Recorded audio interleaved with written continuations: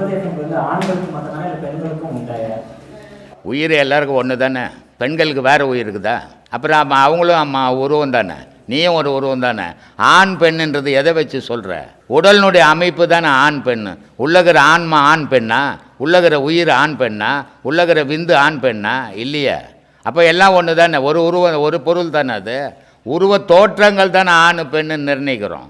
உள்ளகிற பொருள் ஒன்று தான். நான் உடலுக்கு உபதேசம் கொடுக்குறதே கிடையாது, நான் உயிருக்கு உபதேசம் கொடுத்துங்கிறேன். அது ஆணும் பெண்ணுன்றதெல்லாம் இங்கே அவசியமே அற்ற பேச்சு. அதனால் எல்லாருக்கும் ஒன்று தான். கடவுள் அடையணுன்றது ஆண் தான் அடையணும்னு அவசியம் கிடையாது, பெண்ணும் அடையணும்.